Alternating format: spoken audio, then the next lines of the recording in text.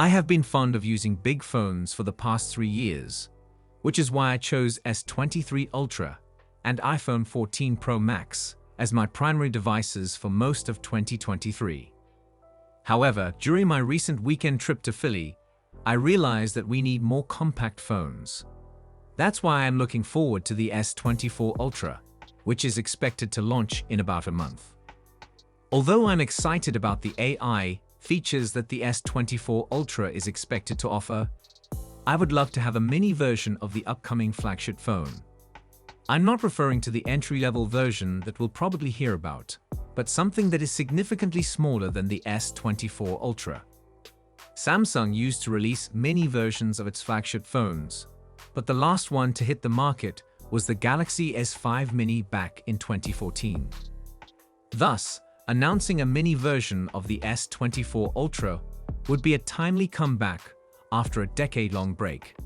However, there are pros and cons to consider before making such a move. Here's what I think would make the Galaxy S24 Ultra Mini a promising and practical prospect. This one is obvious to me because I have used the Galaxy S23 Ultra and found it difficult to use with one hand.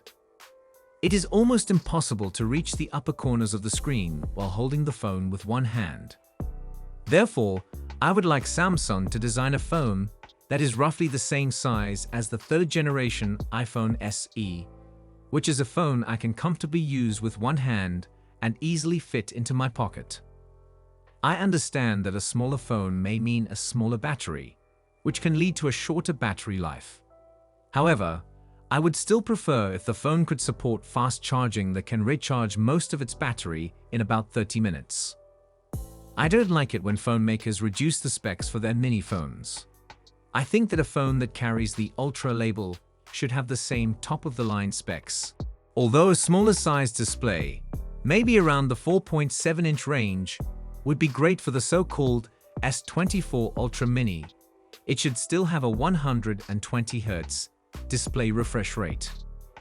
Additionally, it should be powered by the same Snapdragon 8 Gen 3 chip that's rumored to power the S24 series.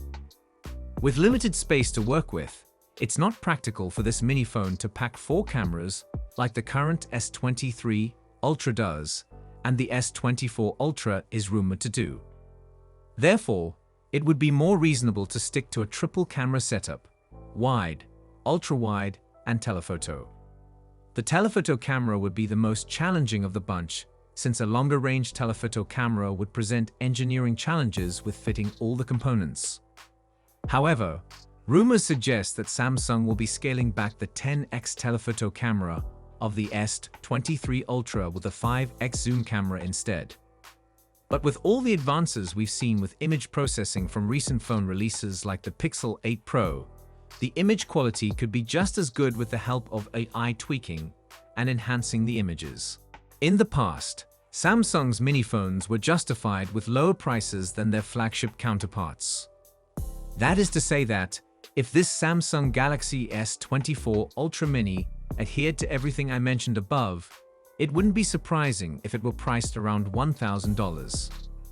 That pricing could be seen as overbloated, but you have to remember that it would retain almost all of the Galaxy S24 Ultra's features, including a telephoto zoom camera, S Pen, and Snapdragon 8 Gen 3 chip. It's not an unreasonable ask for a small phone with big features. So, what do you think? Would you be interested in the Samsung Galaxy S24 Ultra Mini? Let us know in the comments below. And don't forget to like and subscribe for more tech news and reviews. Thanks for watching.